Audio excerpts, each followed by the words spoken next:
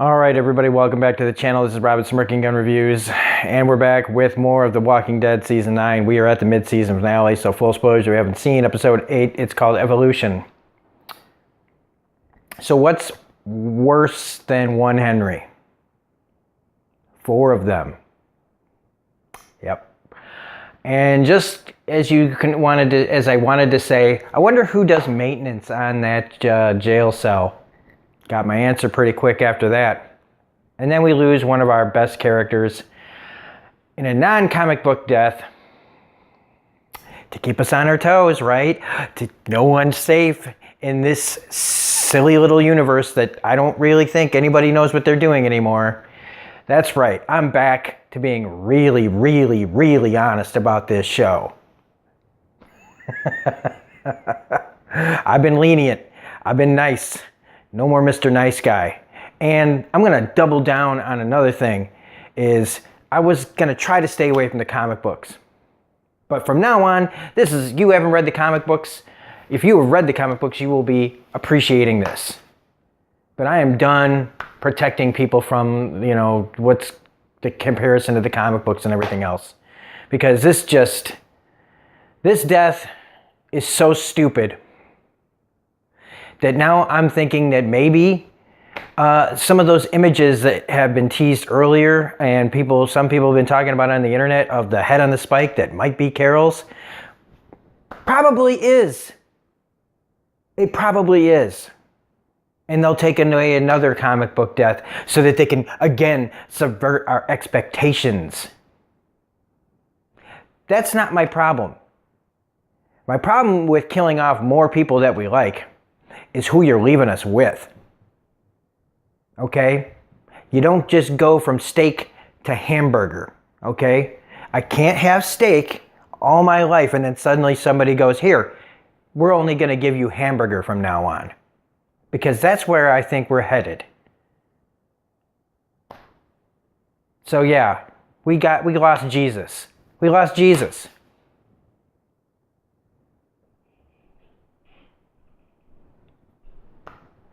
I thought maybe because Ross Marquand was going to be on Talking Dead that maybe he was going to be the death, but they said there was going to be a secret visitor. I haven't watched it, but I have a feeling it's probably Thomas Paine. And part of me hoped, well, we didn't actually, he seems dead. I didn't catch what the Whisperer said to him, but why say anything to him if you're going to kill him? If you're supposed to say a warning to him, then why'd you kill him?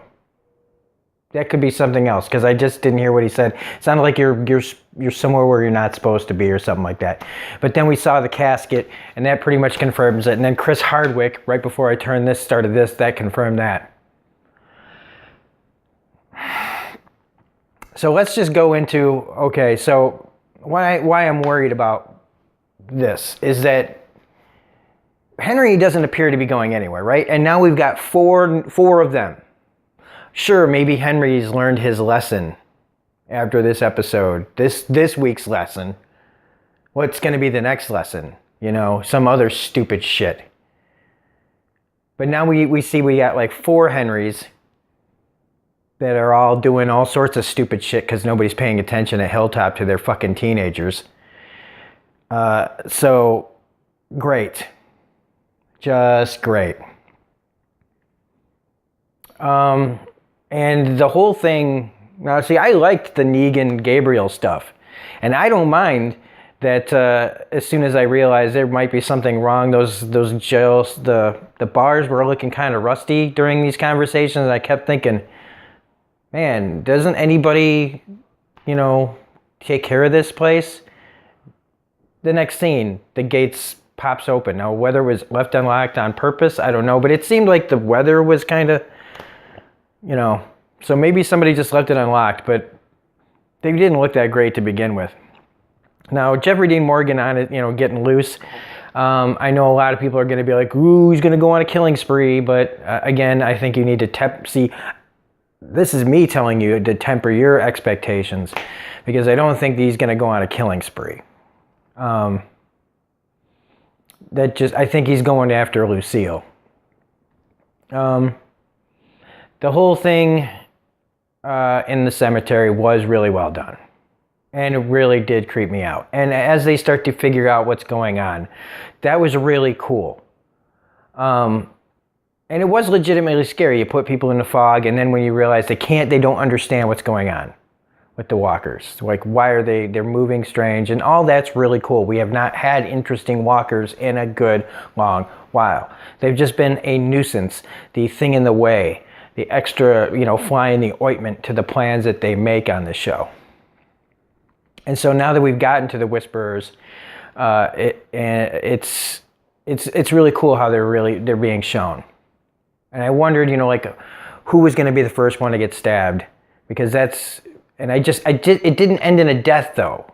I don't believe in the comics. Somebody got stabbed and they went, oh fuck, these things are moving around like people. It was really cool how it moved and dodged him. And that's probably why they picked Jesus to die, was like, he's going to be doing one cool move, and all of a sudden we're going to have him move out of the way, and it's going to be, oh no, the ninja guy got, It's a stupid choice. But it was legitimately creepy and scary, and I was tensed up. And it was nice that Michonne and Magnus showed up when they did. And I was I really needed to breathe there. But as soon as Jesus said, I got this, I was like, you're dead. You're fucking dead. I don't know. I had a lot more in my brain to say about this, but it just kind of upsets me that this is where we're headed. We're headed to losing everyone. We're going to be stuck with the C and the D squad pretty soon. We're going to have Michonne and Daryl, and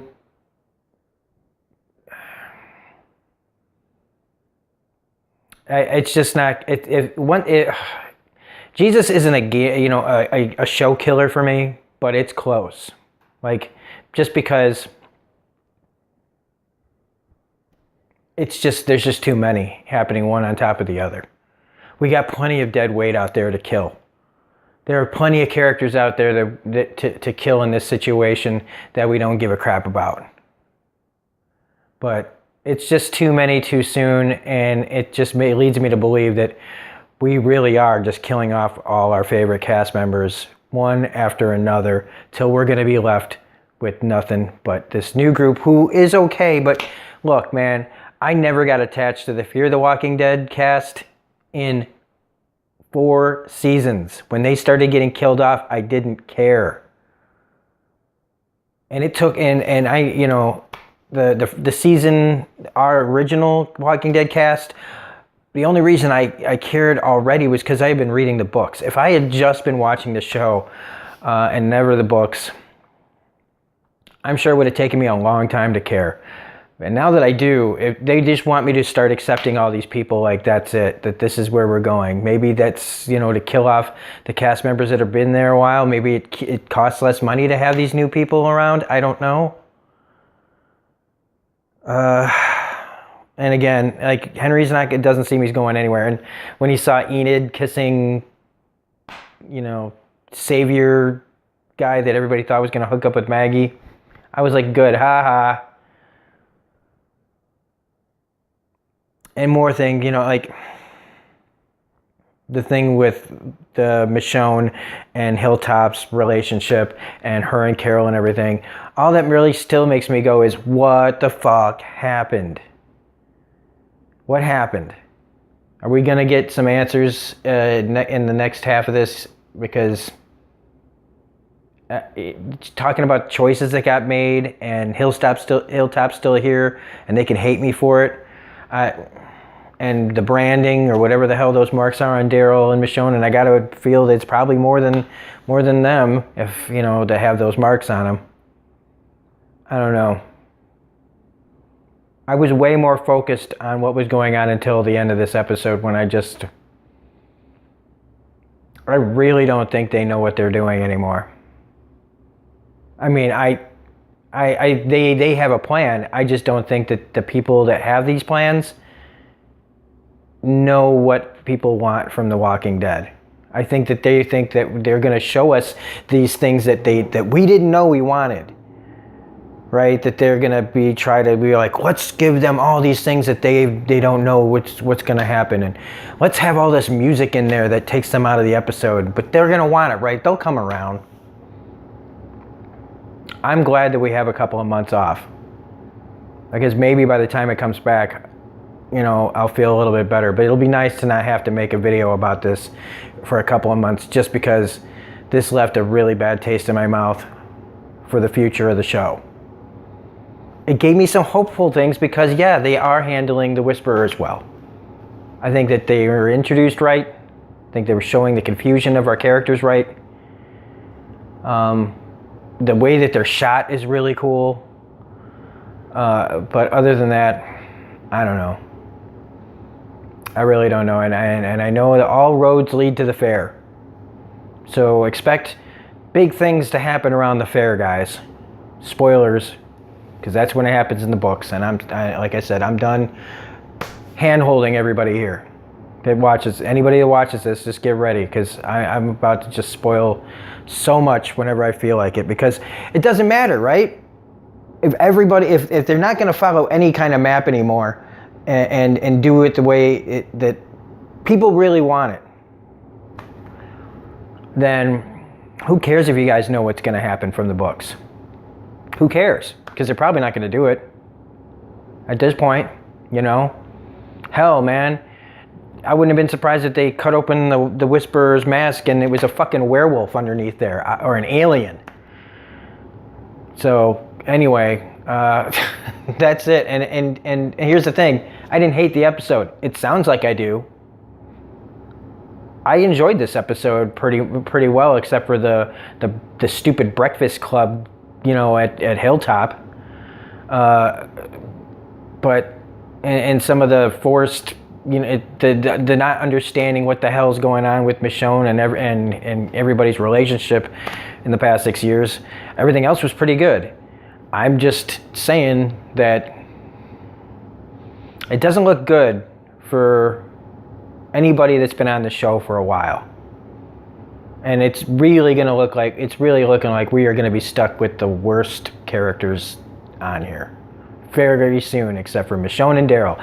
And let me tell you something, I've said it before, Michonne, Danai Gurira, she's not going to need this show much longer with the fact that she's blowing up in Hollywood with Black Panther and stuff. So, who knows? Anyway, this is Rob, Smirking Gun Review, saying, if you like this video, please hit the like button, comment, share, subscribe. Tell me how much of an asshole I'm being. That's fine. But I'm not, I don't care anymore. These people are like Toonsis the driving cat, man. They're just flying off a fucking cliff. So, anyway. And we're in the passenger seat going, hey, this cat can drive, right? Nope. So, anyway, we'll see you on the next video. Have a good one. Bye.